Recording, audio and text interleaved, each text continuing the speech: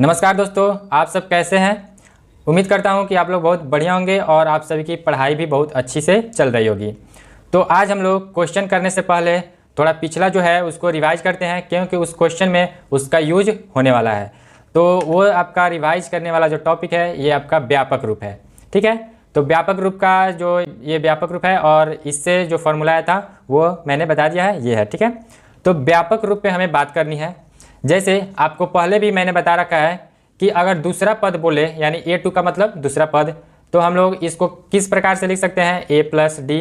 उसी तरह अगर आपसे पूछे सातवां पद क्या होगा यानी कि a7, तो सातवां पद कैसे लिखते हैं, a प्लस सातवां पद पूछ रहा है एक कम उसके बाद d से गुना यानी a प्लस 6d।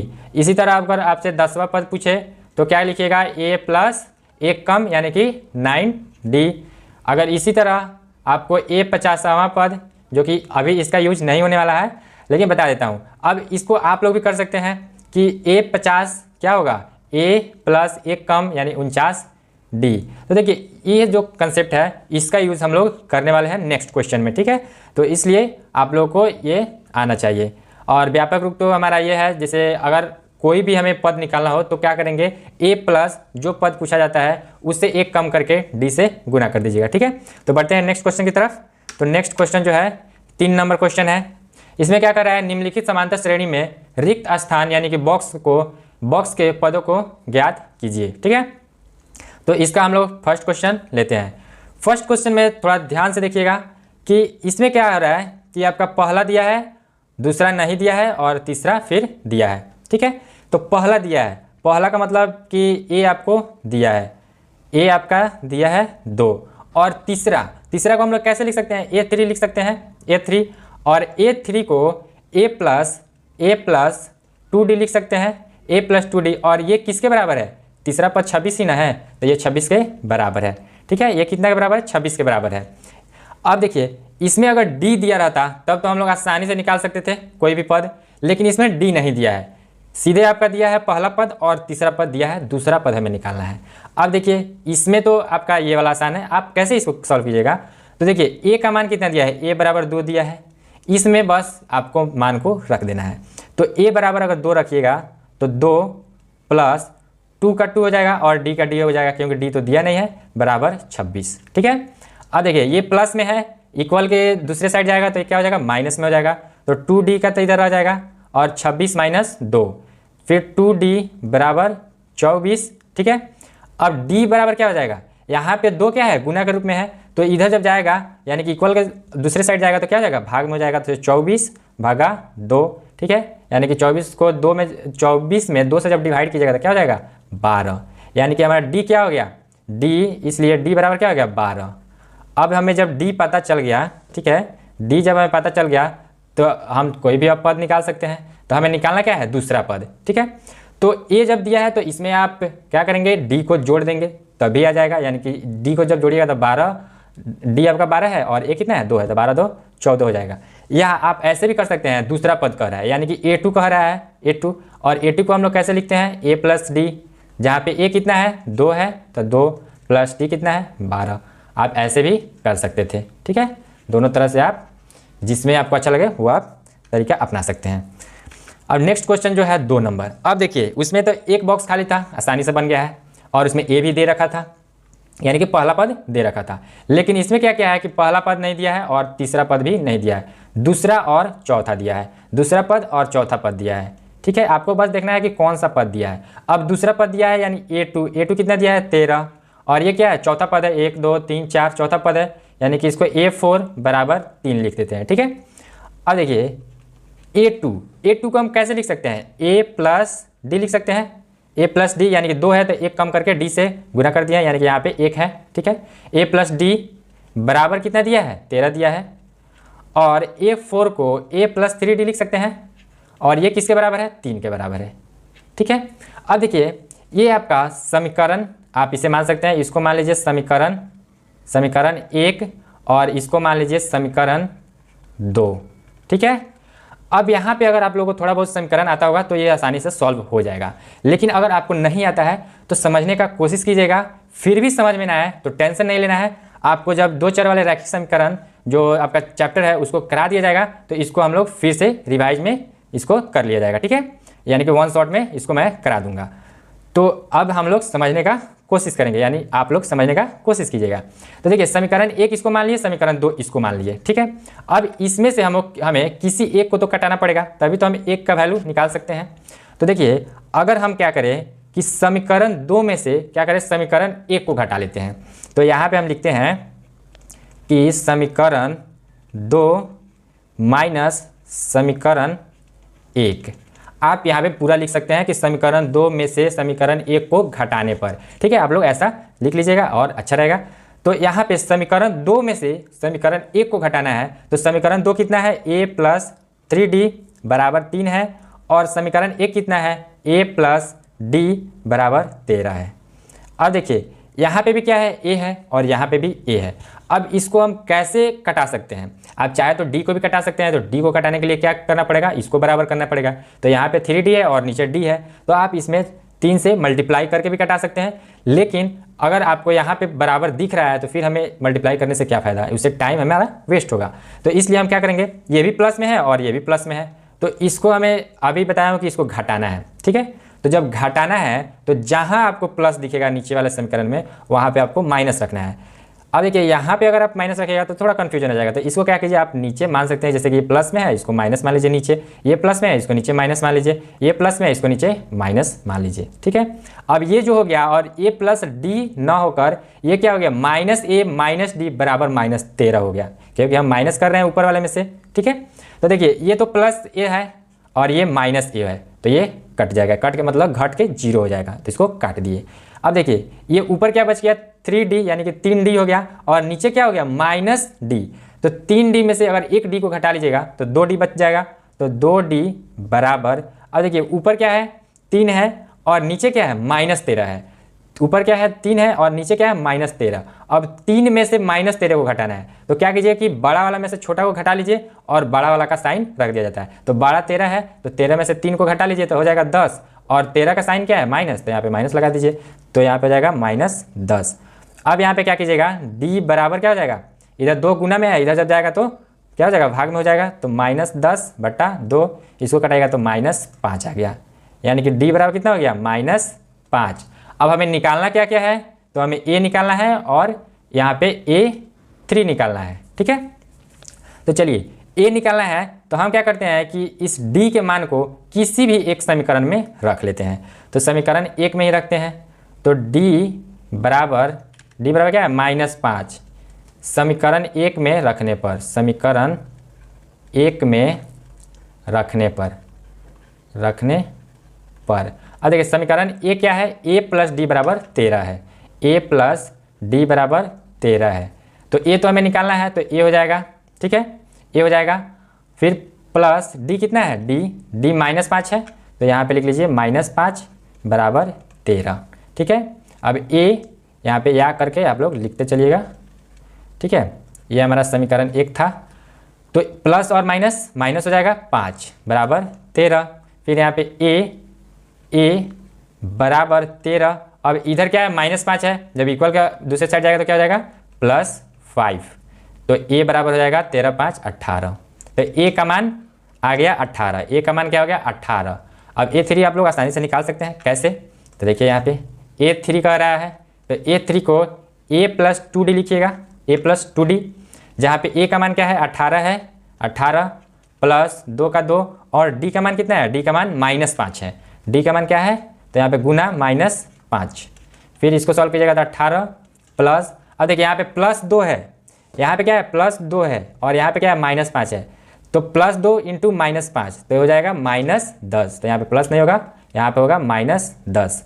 जब इसको घटाइएगा तो ये हो जाएगा 8, यानी कि a3 बराबर क्या हो जाएगा, 8। a3 बराबर 8 हो गया, यही आंसर हो गया, ठीक है। चलिए देखते हैं फिर नेक्स्ट क्वेश्चन। नेक्स्ट क्वेश्चन आपका उसी तरह से मिलेगा। इसमें क्या कर रहा है कि आपका पहला पद दिया है और चौथा पद डायरेक्ट दिया है। जैसे आप लोग 1 नंबर क्वेश्चन को सॉल्व किए हैं, सेम एज इसको भी उसी तरह करना है। चलिए देखते हैं इसको। a बराबर कितना दिया है, 5, और ये क्या है, चौथा पद है। ये क्या है, a1 a2, यानी कि ये a3 ये तीसरा पद, और ये चौथा पद, यानी कि a4 बराबर क्या हो जाएगा, a4 कितना दिया है, 9 पूर्णांक 1/2, ये मिक्स्ड फ्रैक्शन हो गया। अब इसको सॉल्व कीजिएगा तो क्या हो जाएगा, 9 दूना 18 1 19/2। अब A4 को जो है इसको A + 3D लिख सकते हैं और ये किसके बराबर है, 19/2 के। ये आपका 19/2 के हो गया, ठीक है। अब इसके आगे क्या कीजिएगा, A का मान इसमें रखिएगा। A कितना दिया है, A बराबर दिया है 5, तो यहाँ पे रखिएगा 5 + 3D बराबर 19/2, ठीक है। अब इसके आगे सॉल्व करते हैं। अब यहाँ पे फिर यहाँ लिखिएगा और यहाँ पे 5 प्लस में है, इसको इस साइड भेजिएगा तो क्या हो जाएगा, -5 हो जाएगा। तो इधर क्या बच गया, 3D बराबर 19/2 - 5, ठीक है। अब ये क्या हो गया, आपका बट्टा पर के घटा हो गया, यानी कि सब्ट्रैक्ट फ्रैक्शन हो गया। तो यहाँ पे बट्टा में 1 लिख लीजिएगा, ठीक है। अब इसको सॉल्व कीजिए तो 3D बराबर, इसका जब एलसीएम लीजिएगा 2 और 1 का तो ये हो जाएगा 2। अब इससे 2 से इसमें भाग कीजिएगा तो 1 होगा, फिर ऊपर वाले से मल्टीप्लाई, यानी कि 1 × 19 क्या हो जाएगा, 19 माइनस फिर 1 से इसमें भाग किया जाता है तो 2 2 × 10, ठीक है। ये तो आप लोगों को आता होगा। चलिए अब यहाँ पे हो जाएगा 3D बराबर, अब 19 - 10 9/2। अब देखिए यहाँ पे आप लोग क्या कीजिएगा, जैसे कि इक्वल के इस साइड क्या है, ऊपर 3 है और इक्वल के इस साइड यानी कि दूसरे साइड क्या है, ऊपर 9 है। तो आप यहाँ पे भी सिंपल कटा सकते हैं, ठीक है, कटा सकते हैं। लेकिन अगर आप चाहें तो एक स्टेप और बढ़ जाइए। तो देखिए इधर तो 9/2 है, अब इधर क्या है, 3 है, 3 क्या है, गुना में है। तो जब इधर गुना में है तो इधर आएगा तो भाग में हो जाएगा, ठीक है। तो ये भाग में हो जाएगा, तो भाग में करने के लिए आपको नीचे 1 लिख देते हैं, ठीक है। तो जब 1 लीजिएगा तो इधर भाग में जब जाएगा तो 1 क्या हो जाएगा, ऊपर चला जाएगा और 3 नीचे हो जाएगा और फिर यहाँ पे गुना हो जाएगा, ठीक है, यानी कि 1/3 हो जाएगा। भाग अगर इसको करते तो डायरेक्ट 3 लिखते। अब 3 को जब यहाँ पे भाग को जब हटाया जाता है तो क्या किया जाता है, पलट दिया जाता है। तो हम डायरेक्ट यहाँ पे पलट कर लिख दिए हैं। ओके, यहाँ पे कोई डाउट नहीं होना चाहिए ना। चलिए अब इसको सॉल्व कर लीजिए तो हो जाएगा 3 × 9 और D बराबर हो जाएगा 3/2। तो D आ गया आपका 3/2। अब हमें निकालना क्या है, A2 और A3 निकालना है। A2 को क्या लिखिएगा, A + D, ठीक है, A + D और A + D हो गया। तो A कितना दिया है इसमें, 5 प्लस और D कितना आया है, D अभी आपका आया है 3/2, ठीक है। अब इसको सॉल्व कीजिए, यहाँ पे 1 लिख लीजिए, इसका एलसीएम लीजिएगा तो 2 हो जाएगा, 2 × 10 प्लस इसको सॉल्व कीजिएगा तो 3 हो जाएगा, यानी कि 13/2। अब 13/2 को अगर आप मिक्स फ्रैक्शन में तोड़ना चाहते हैं तो हो जाएगा 2 × 12 और 1/2। यही आ गया आपका आंसर, A2 जो हो जाएगा इसके बराबर हो जाएगा। फिर हमें निकालना है क्या, A3 निकालना है। तो A3 के लिए भी आप ऐसे ही कर सकते हैं, A3 बराबर A + 2D। A का मान दिया है 5 प्लस 2 गुने D का मान कितना दिया है, 3/2। 2 से 2 कट जाएगा, 5 + 3 आ जाएगा आपका 8, ठीक है। तो A3 बराबर क्या हो जाएगा, A3 बराबर हो जाएगा 8, ठीक है। तो यहाँ पे आप ऐसे भी कर सकते हैं। नहीं तो देखिए यहाँ पे D निकाल लिए थे और A दिया था तो आप क्या कर सकते थे, इसमें A में आप D ऐड करते तो दूसरा पद आ जाता, फिर उसमें D ऐड करते तो तीसरा पद आ जाता। ऐसे भी आप सॉल्व कर सकते थे, ठीक है। तो फिर नेक्स्ट क्वेश्चन हम लोग देखते हैं, इसको भी देख लिया जाए। ओके, चलिए इसमें क्या दिया है आपका, इसको A1 मान लीजिए, इसको A2, A3, A4, A5 और A6। A1 दिया है यानी कि A दिया है -4 और A6 दिया है 6, ठीक है।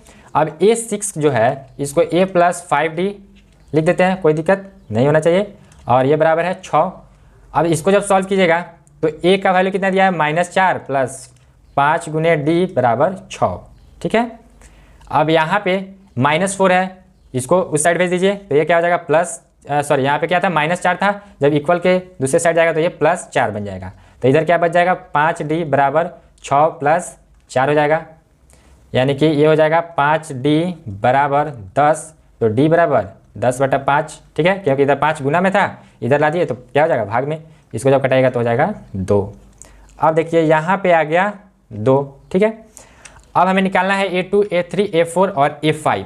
तो यहाँ पे आप सिंपल तरीका अपना सकते हैं, जैसे A दिया है और हमें दूसरा पद निकालना है तो दूसरा पद निकालने के लिए क्या करते हैं कि पहला पद में सार्वंतर को जोड़ देते हैं। तो जब पहला पद में यानी कि पहला पद 4 दिया है, इसमें अगर आप सार्वंतर को जोड़िएगा तो ये क्या हो जाएगा, -2 हो जाएगा। तो A2 आपका -2 आ जाएगा। फिर इसमें अगर आप 2 जोड़िएगा यानी कि -2 में अगर 2 जोड़िएगा तो 0 हो जाएगा। फिर इसमें 2 जोड़िएगा तो 2 हो जाएगा, फिर इसमें 2 जोड़िएगा तो 4 हो जाएगा। ठीक है, इसको ऐसे निकाल सकते हैं, या आप अगर चाहे तो A3 अगर निकालना हो तो A+2D, A4 निकालना है तो A+3D, A5 निकालना है तो A+4D पर भी बना सकते हैं, जिससे आपको प्रैक्टिस हो जाएगी। ठीक है, आपका प्रैक्टिस हो जाएगी। तो ये हो गया आपका सॉल्व। चलिए अब हम बढ़ते हैं नेक्स्ट क्वेश्चन, 5 नंबर है।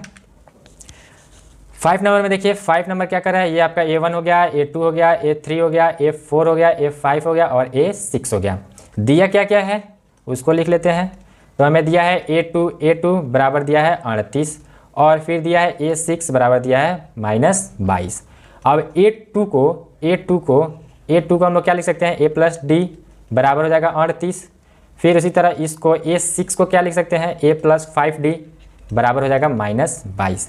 यहाँ पे भी क्या कीजिए, इसको समीकरण 1 मान लीजिए, समीकरण 1 मान लीजिए और इसको मान लीजिए समीकरण 2। ठीक है, समीकरण 2 मान लिए। अब क्या कीजिए कि यहाँ पे भी समीकरण 2 - 1 कीजिए, समीकरण 2 माइनस समीकरण 1। यहाँ पे आप समीकरण 1 - 2 भी कर सकते हैं। ठीक है, यहाँ पे 5D है इसलिए हम क्या कर इसको ऊपर भेज दे रहे हैं। तो समीकरण 2 क्या है, A+5D बराबर -22 और समीकरण 1 है A+D बराबर 38। ठीक है, अब घटाना है तो जोड़ना होगा तो साइन चेंज नहीं होता है, लेकिन घटाना है तो साइन चेंज होगा। यहाँ पे प्लस है माइनस हो जाएगा, प्लस है माइनस हो जाएगा, प्लस है माइनस हो जाएगा। अब इसको यहाँ पे प्लस ए है और यहाँ पे माइनस ए है, कट जाएगा 0। यहाँ पे क्या है 5D - D तो हो जाएगा 4D बराबर, यहाँ पे क्या है कि -22 है, ऊपर भी क्या है -22 और नीचे भी क्या हो गया है -38 हो गया है। इसको क्या करना है, जोड़ देना है और साइन माइनस का, यानी कि 8 2 10 3 2 5 1 6 माइनस। ठीक है, तो ये हो गया आपका -60। तो यहाँ से अगर D का वैल्यू निकालिएगा तो -60, इधर गुना में है 4, इधर आएगा तो भाग में हो जाएगा 4। ठीक है, तो भाग में हो गया। अब इसको जब कटाइएगा तो ये क्या हो जाएगा -15, यानी 15 चौका 60 होता है, तो -15 आ गया।